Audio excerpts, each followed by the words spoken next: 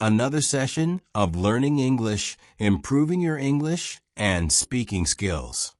Well, today's lesson is going to be another awesome one, because today I'm going to tell you about these 15 words that you must know to speak fluent English. So, if you know these words, if you know them, your English will become amazing, and you will be able to speak fluent English. Why?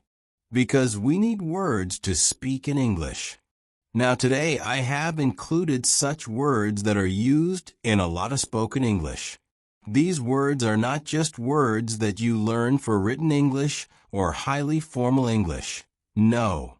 These words are a part of your advanced English, yet they are used in everyday conversations and are heard a lot in day-to-day life. So, these words will make you speak fluent English. Are you all ready for this? I'm Liba, your certified English language teacher, certified by the University of Cambridge, UK. Before beginning, please subscribe to the channel so that you can get all the lessons that I post for you. Please like the video and share it with your friends too. Okay, now coming back to today's lesson. Let's get started with these awesome 15 words. 15 essential words that you must know. And if you know them, your English will become amazing, and you will speak fluent English. So, let us begin with all the 15 words. Let's get started. Word number 1. Listen carefully, everybody. It's Rosie. Now, you might think Rosie is a very easy word, that it's just the name of a color, a pinkish shade, a pinkish hue. Well, that's true. That is true. But do you know Rosie has another meaning? Let me tell you with a sentence, because we are going to learn everything in context. The purpose of today's lesson is to learn this vocabulary with context, because only then will you be able to use it. The sentence is, the prospect of signing this deal seems rosy. That means if a situation is rosy, it indicates success or happiness, something that is going to be hopeful in a positive way. So a rosy situation means a successful situation, a situation that will bring success and happiness, full of promise. A promising situation. Rosy is a very positive word, and it is used to describe a positive situation. So, if a situation is positive, you say, that's a rosy situation. Or, you can also say that you felt rosy, right? You can use it to describe a feeling, but most of the time, it is used to describe a situation. For example, another sentence could be, the financial condition of the company is rosy. Or, we got a rosy opportunity to go and watch the match. Or, our day was rosy as we went out for a movie. So rosy. Okay, now it's your turn.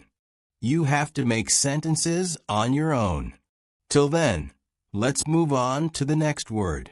Word number 2. Listen carefully first. It's contemplate. Contemplate. You can repeat after me. Contemplate, contemplate. Let's look at the sentence first. He contemplated the situation before giving any answer. He contemplated the situation before giving any answer.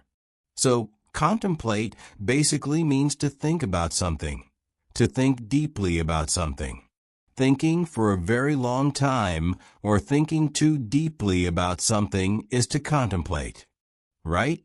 People often contemplate before making a decision. People contemplate when they are analyzing a situation. That means they are thinking deeply about it. Thinking about something for a long time, being very thoughtful in your decision-making, is contemplating. Another sentence could be, she contemplates her future too often. That means she constantly thinks too deeply about her future, all the time. I think that happens with all teenagers and everyone who's growing up.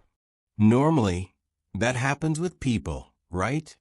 So, to contemplate a situation is to think deeply about it or to think about something for a very long time.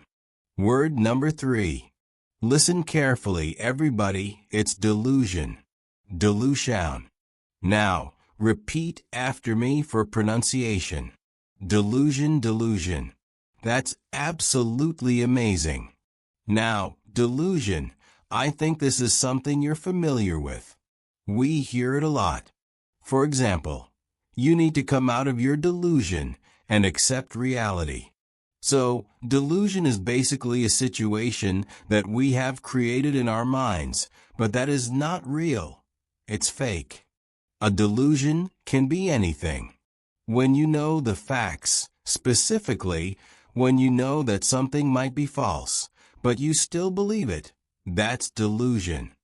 People live in a delusion. For example, if a person knows that their chances of getting promoted are almost non-existent because there are other contenders who have performed better, but still believes they will get promoted even after knowing the facts, that person is living in delusion. They are not accepting reality and are stuck in the fantasy or fake world they have created. That is delusion. So yeah, you can use this word correctly now. That is delusion. Another sentence could be, he's being delusional to think that he will get promoted. He's being delusional to think that he will get promoted. So, delusional is basically an adjective, and delusion is the noun. Same word, but different versions. We know that we can use a word in many different ways. Delusion, delusional, when you don't want to accept reality. So, that is the word. Word number 4. Listen carefully, everybody. Blemish. Repeat after me. Blemish. Yes, once again, blemish. Excellent. Now, blemish. You need to hear the sentence. There was no blemish on her beautiful white dress. There was no blemish on her beautiful white dress. A blemish on a white dress means a mark or a spot. So, blemish is basically something that spoils an appearance. It could be a spot of ink on a white dress, food that has fallen, or any other mark. So, there was no blemish on her beautiful white dress means it was spotless, without any marks or stains. Blemish is also used for situations. For example, if a situation is spoiled by a particular action, you can say it's blemished. That means everything was going well, but then something happened that ruined it. For example, imagine you're making a decision for a project, and one of the key team members, who was performing really well, is suddenly replaced by someone else. The project continues, but because that person needed time to adjust, the team missed the deadline. That means the change in team members was a blemish, as it caused the team to miss the due date. So, that's how you form sentences using blemish. You can use this word anytime to refer to a situation or when talking about appearance, clothing, for example. Word number 5. Listen carefully, everybody. The next word is fiasco. Fiasco. This word is quite popular these days. In spoken English, you'll hear it a lot. Repeat after me. Fiasco. Okay, what does fiasco mean? Let's listen to a sentence. The whole meeting ended up in a fiasco. A fiasco is basically a disaster, not a natural disaster, but a situation that goes very wrong. It's a complete mess or failure. For example, a meeting might end in a fiasco because people couldn't reach a decision. There were too many conflicting ideas, and it all turned into an argument, resulting in no outcome. That's a fiasco. A fiasco is always used in reference to a situation. Another example. The party turned into a fiasco because two people started arguing. So everything was going great, and then suddenly it all went downhill. That's a fiasco. Word number 6. Listen carefully, everybody. The next word is root. Root is an easy word. It simply refers to the base of a plant, the long roots that go into the soil to help the plant grow. But root also has another meaning in conversational English. It means the cause of something, specifically the cause of a problem. There's a phrase called root cause. Root refers to the beginning of something, the reason why something is happening. For example, we need to find the root cause of the delay immediately. Or, let's organize a meeting to discuss the root of this issue. In these sentences, root of the issue means the cause of the issue, what is actually creating the problem. So, root means the base, the cause, or the beginning of something. Word number 7. Listen carefully, everybody. Word number 7 is exaggerate. Exaggerate. Repeat after me. Exaggerate. Remember, there is a double G in the spelling, but we do not pronounce the G, right? Exaggerate, exaggerate. Excellent. Now, what does exaggerate mean? Do not exaggerate the situation by adding unnecessary details. Salespeople exaggerate. So exaggerate basically means to make something seem larger than reality, to magnify a situation. For example, you buy something, and then you exaggerate its price by saying, "I bought it for this much from this place," making it seem more impressive than it really was. Another example, you attend an event, but when telling others about it, you add extra details that were not true. That means you're exaggerating, making the event seem larger or more exciting than it really was.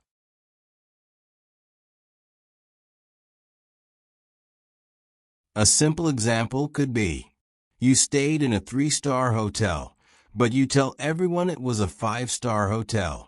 That is exaggerating.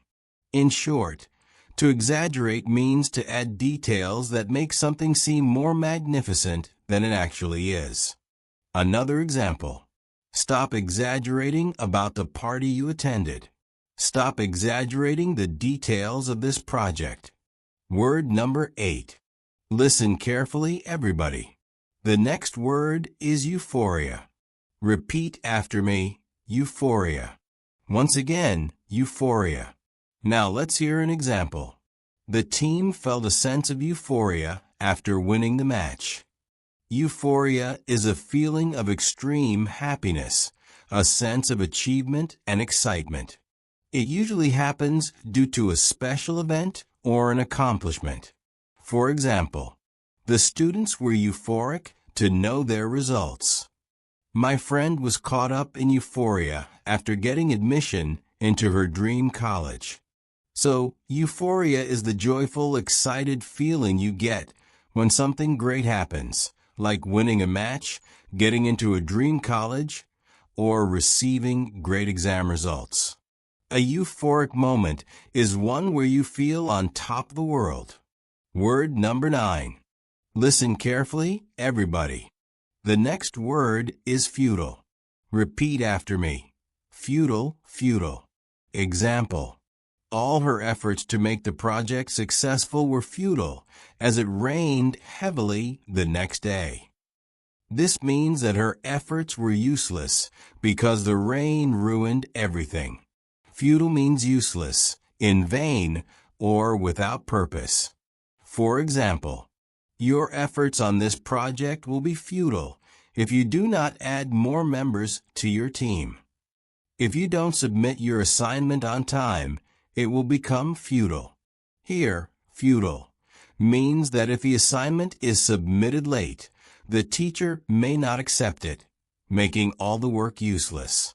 So, futile describes a situation or effort that has no use or purpose. Word number 10.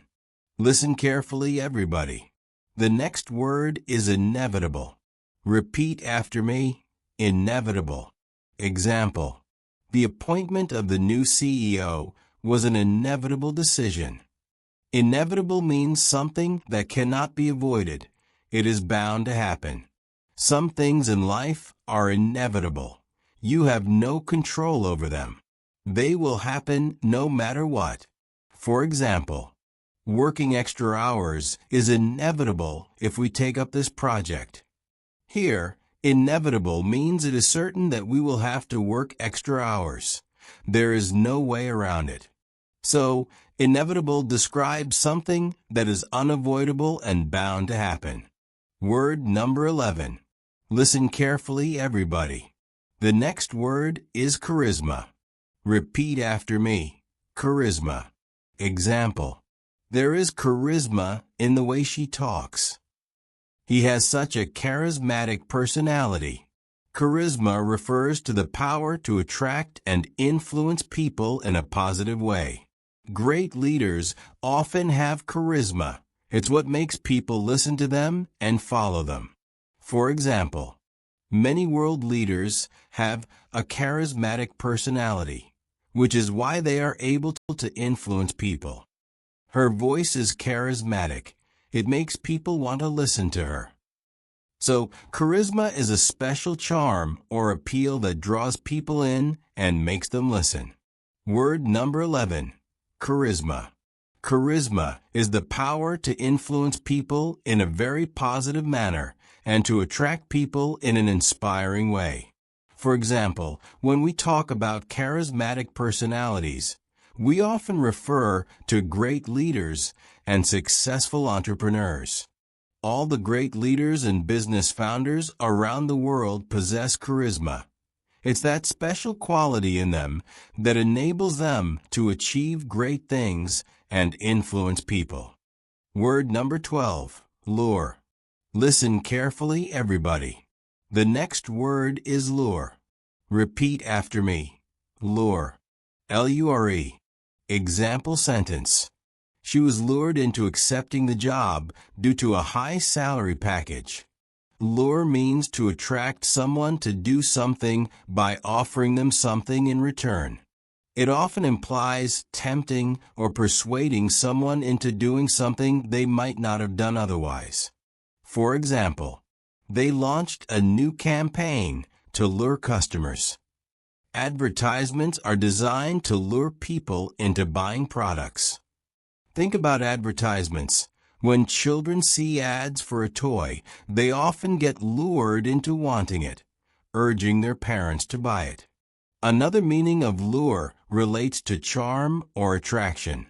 The lure of the city lies in its green forests. The lure of the ocean called him to explore distant shores. Here, lure means the charm or appeal of a place.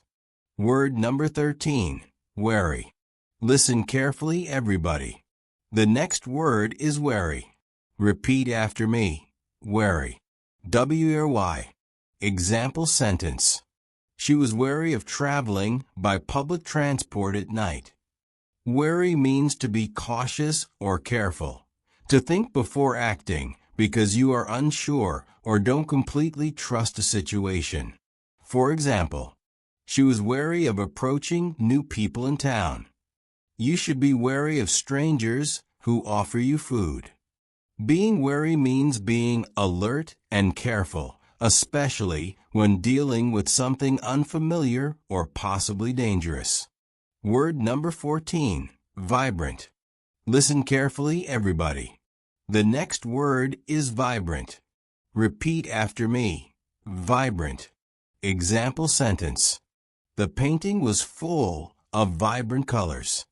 Vibrant means bright, full of energy, and enthusiastic. For example, the garden was filled with vibrant flowers. Bright, colorful flowers. She has such a vibrant personality, full of enthusiasm and positivity. A vibrant personality is someone who is full of life, excitement, and positivity. A vibrant place is one that is lively, energetic, and colorful. Word number 15. Enigmatic. Listen carefully, everybody. The next word is enigmatic. Repeat after me. Enigmatic. Example sentence. We participated in a treasure hunt, which was an enigmatic experience for us. Enigmatic means mysterious or difficult to understand. For example, he has an enigmatic personality. Mysterious, not easy to figure out. The novel is full of enigmatic situations that keep the reader guessing. An enigmatic person is someone who doesn't reveal much about themselves, making them seem intriguing or mysterious. Your homework. Now that you know these 15 words, practice using them. Your task. Create 2 sentences for each of the words we discussed today. This will help solidify these words in your mind and improve your fluency in English. Keep practicing, keep learning,